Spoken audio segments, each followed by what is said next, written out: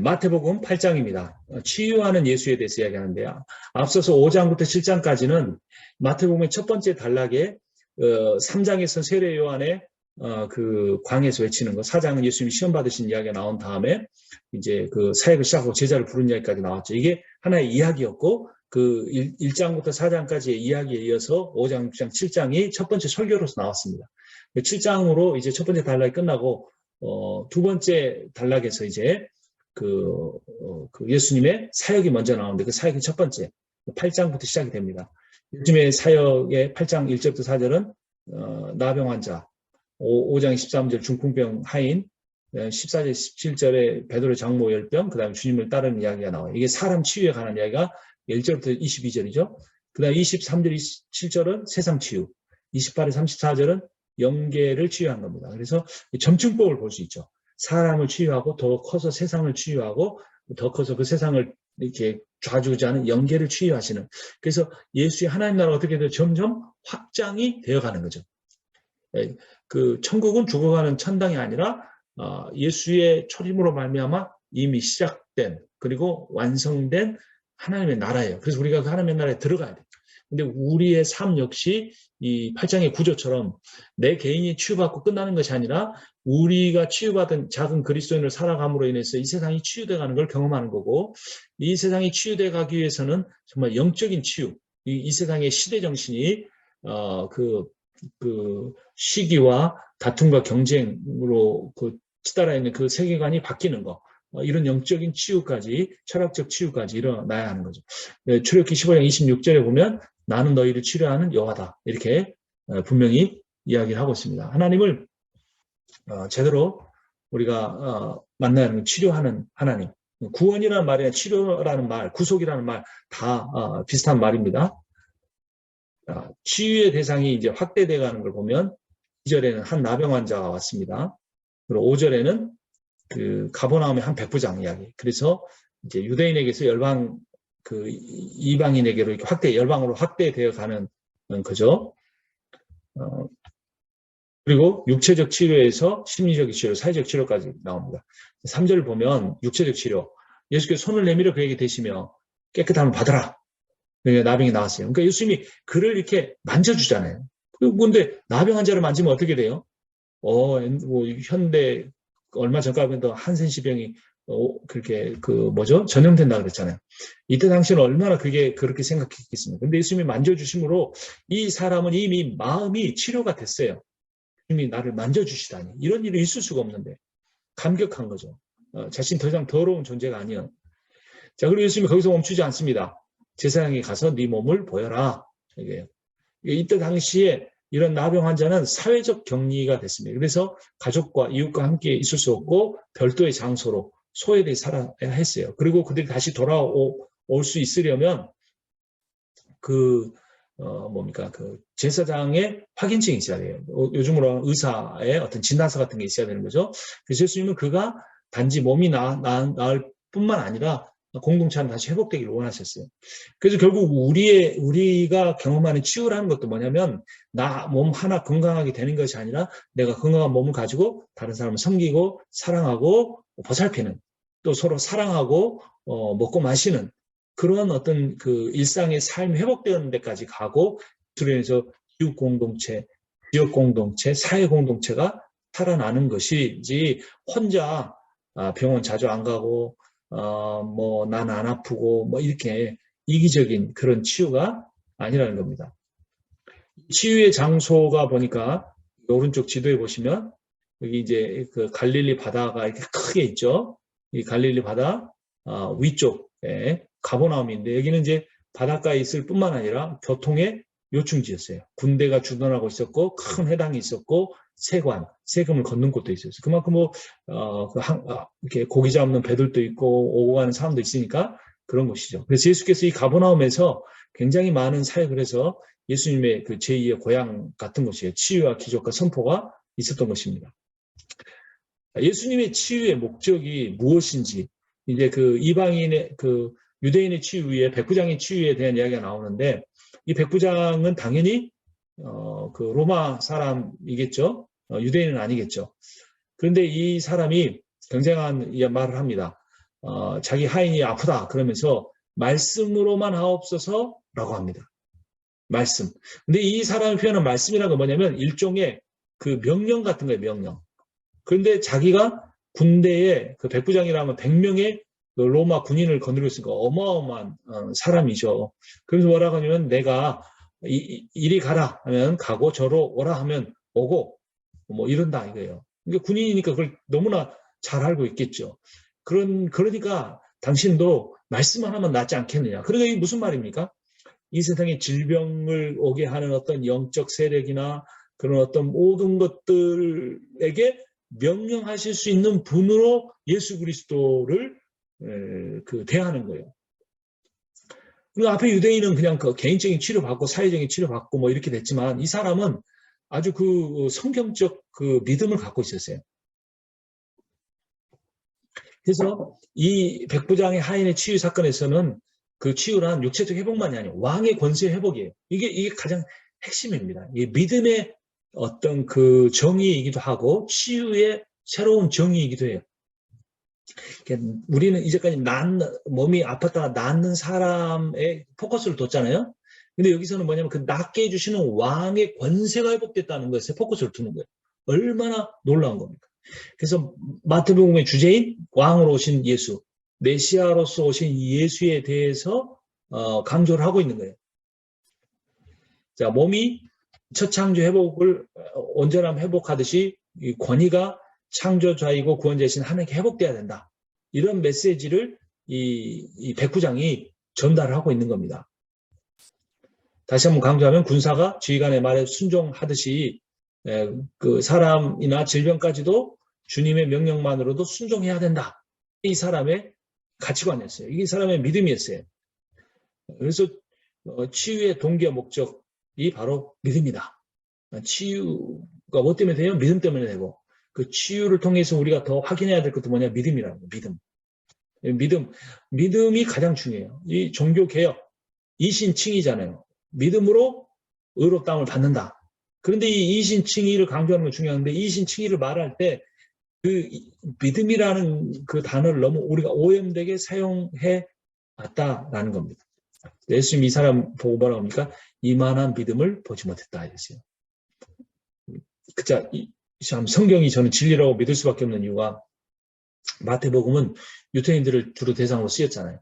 그런데 그 마태복음에서 이방인 백부장만한 그 사람의 믿음이 최고다. 이만한 믿음을 보지 못했다. 유대인들의 믿음은 다 헛것이다.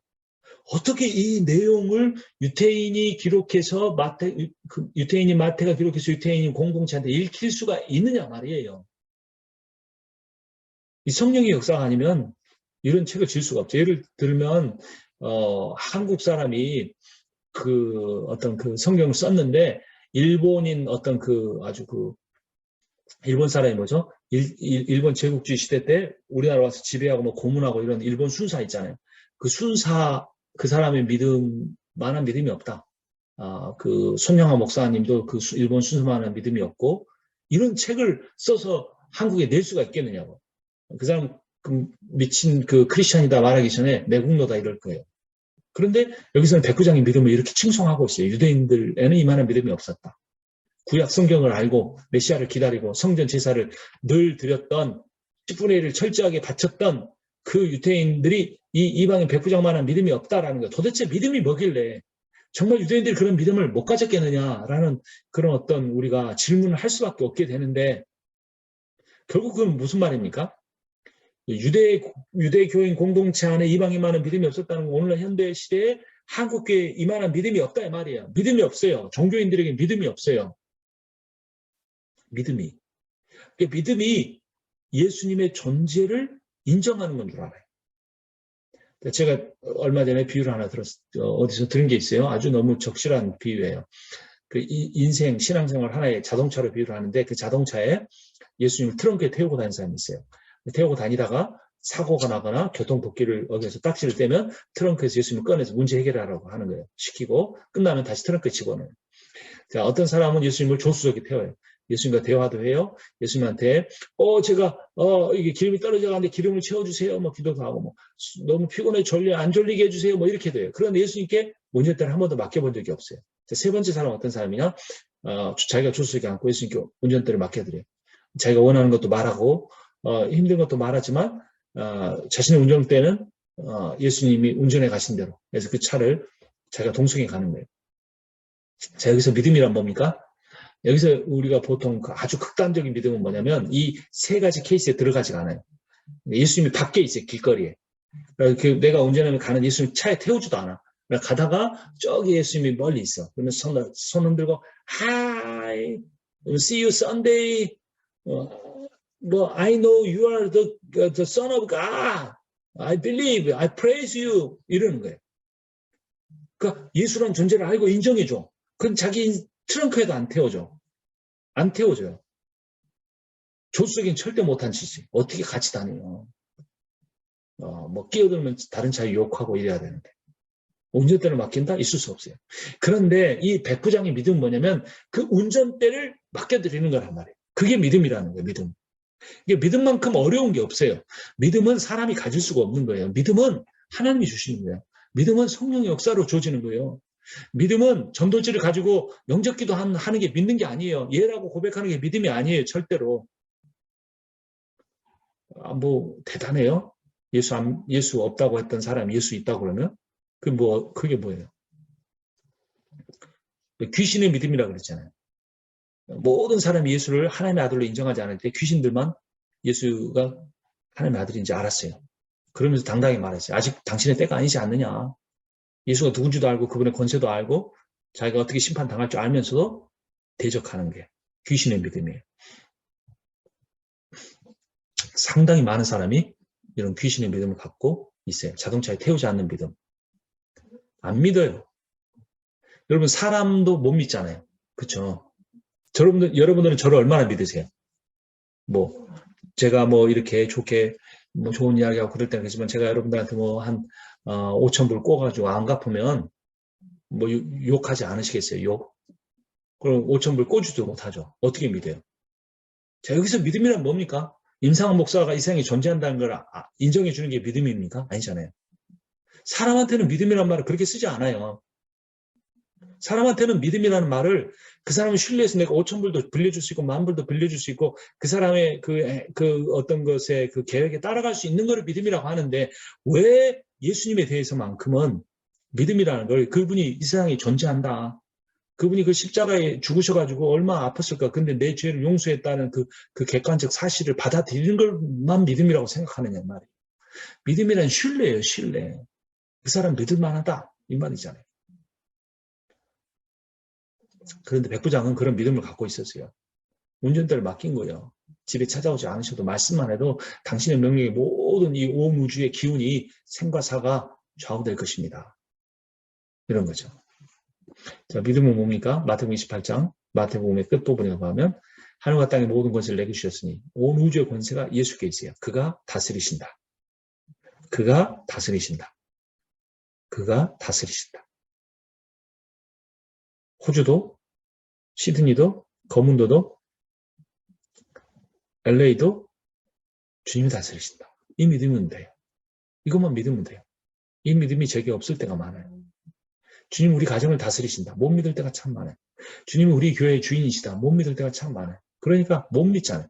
예수님 믿을 만한 분이 못 된 것 같으니까 내가 해야지. 내가 머리 써야지. 내가 고민해야지. 내가 걱정해야지. 내가 애써야지. 아무것도 안 해야 된다는 의미가 아니고 예수님을 못 믿으니까. 예수님은 그냥 경배만 받으시고 그 찬송 받을 때 영광만 받으시면 되지. 그분이 꼭 굳이 우리의 문제를 다 해결하시고 그분께 우리가 모든 걸 맡겨야 하는가. 하늘과 땅의 권세는 예수 그리스도가 있어요. 그래서 그분이 뭐라고 하셨어요? 모든 민족을 제자로 삼아 아버지 성령 삼위일체 가르쳐 지키게 하라. 어찌하여 내가 세상 끝날까지 함께 계신다. 성령은 함께 계세요. 그래서 그분이 우리를 통치하고 인도해 가신 것을 믿고 받아들일 때 우리에게 모든 걱정, 근심, 염려가 다 사라지고 우리가 마음의 평안한 하나님 나라를 누리며 살아갈 수가 있습니다. 예수의 권위는 권위를 위한 권위가 아니라 치유를 위한 권위로 등장합니다. 8장에서. 그래서 그는 실로 우리의 질고를 지고 우리의 슬픔을 당하였거늘 우리는 생각하기를 우리의 징벌을 그런 징벌을 받아 하나님께 맞으면 고난을 당한다. 예, 오해했죠? 그분은 우리의 죽음을 치유하시고 죄와 죽음을 그가 찔림은 우리의 허물 때문이요 그가 상함은 우리의 죄악 때문이라. 그가 징계를 받음으로 우리는 평화를 누리고 그가 채찍에 맞음으로 우리는 나음을 받았도다. 우리는 다 양 같아서 그릇 행하여 각기 제 길로 갔거늘 여호와께서는 우리의 모든 죄악을 그에게 감당시키셨도다. 죄 사함, 그분이 십자가에 당하신 고통에만 집중할 것이 아니라 그분의 사랑과 그분의 무지하신 그분이 죽으셨기 때문에 우리에게 모든 죄 사함에 영향력을 미칠 수 있는 그분의 온전하신 그 능력과 권세, 그래서 우리가 믿고 받아들이고 누리고 찬양하고 고백하고 그분을 따라가야 하는 거죠. 안 그러면 우리는 계속해서 예수를 십자가에 못 박을 뿐이에요. 우리 예수의 십자가에 못 박히심은 결국 마태복음 16장 24절 너희 중에 누구든지 나를 따라오려거든 자기를 부인하고 날마다 자기 제 십자가를 지고 나를 쫓으라 하신 그 말씀대로 해야겠죠. 그렇게 따라야 할 예수가 누군가 우리가 좀 생각을 해봐야 되는데요. 그 예수님을 이제 따라오려고 했던 사람이 이런 말을 합니다. 부모님의 장례를 잘 치르고 이제 곧 돌아가시니까 장례 치르고 따라가겠습니다. 이런 거예요. 그러니까 예수님 따라가는 한 2, 3년 미루려고 한 거죠. 예수님께서 이렇게 말씀하십니다. 여우도 굴이 있고 공중의 새에도 거처가 있을 때 인자는 머리 둘 곳이 없다 하시더라. 그러니까 예수님을 따른다는 건 우선순위가 가장 앞에 있어야 한다는 거죠. 21절에 나와 있죠. 주여 내가 먼저 가서 내 아버지를 장사하게 허락하옵소서. 그러니까 뭐라고 합니까? 그들의 죽은 자들을 장사하게 하고 너는 나를 따르라. 복음의 핵심이 뭐냐면 이겁니다. 너는 나를 따르라. 나를 따르라. 그러니까 이 나를 따르라는 이 말씀이 보네퍼가 쓴 책의 이름이기도 하고 이게 믿음의 결단인 거죠. 믿음이라는 건 머리로 예수의 존재가 있다는 게 아니고 예수를 대적하지 않고 그분을 따라간다는 의미입니다. 예수님을 따름에 있어서 아버지의 장사조차도 우선순위에 들어올 수가 없어요. 왜냐하면 그건 죽은 자를 장례하는 거죠. 근데 예수님은 죽은 자를 살리시는 분이기 때문에 우리에게 일정한 거처가 없어도 가족을 이뤄도 우리가 주님을 따를 때 영원한 거처를 얻고 영원한 생명을 얻고 전할 수 있기 때문에 그렇습니다. 물론 베드로가 예수님을 따른 뒤에 나중에 장모 열병을 고칠 수 있도록 예수님을 같이 데리고 간 것을 보면 사회적 관계는 끊어지지 않았어요. 그러니까 가족 관계를 끊으라 이 말이 아니라 우선순위를 주님께 두라 이 말입니다. 그러니까 아버지가 병들어서 오늘 내일 돌아가실 뻔하는데 그 아버지를 외면해라 그게 아니라 아버지를 병간하고 장사 치르는 것보다 주님을 따르는 일에 우선순위를 두고 그 아버지의 죽으심과 삶과 건강을 다 주관하신 분이 주님이심을 인정하라 이거죠. 그리고 어차피 우리 이 땅에 다 죽어요. 요한복음 6장 40절 내 아버지의 뜻은 아들을 보고 믿는 자마다 영생을 얻는 것이 마지막 날에 내가 이를 다시 살리리라 하시니라. 그러니까 주님이 다스리신다. 뭡니까? 우리가 궁극적으로 원하는 것은 그 생명의 주관자이신 주님과 함께 사는 거예요. 육체적으로 얼마나 오래 사는가, 건강한가, 이 영생을 영을 죽지 않고 오래 사는가 아니라 생명의 근원이신 우리의 기쁨이고 사랑이신 주님과 함께 살아가는 것이 중요합니다. 그래서 그런 걸 하면 그분과 같이 지내는 것 자체가 아버지에게나 자신에게나 더욱더 영생에 이르는 길이겠죠. 그래서 그리스도인이란 내가 원하는 일을 성취하는 사람이 아니고 주님이 원하시는 일을 이루기 위해서 자신을 희생하고 순종하는 사람이다. 여기서 주어가 뭐예요? 내가 이게 아니고 주님이라는 거예요. 주님이. 치유의 영역은 정리해보면 사람의 영역, 그다음에 세상의 영역, 그다음에 영적인 영역까지 이어졌습니다. 그리고 이제 9장에서는 이 공동체에 관한 이야기로 넘어갑니다. 공동체. 그리고 공동체에 대한 이야기가 끝난 다음에 제자를 부르신 이야기, 죄인을 치유하시는 이야기, 종교적인 치유에 관한 이야기가 이어지게 됩니다.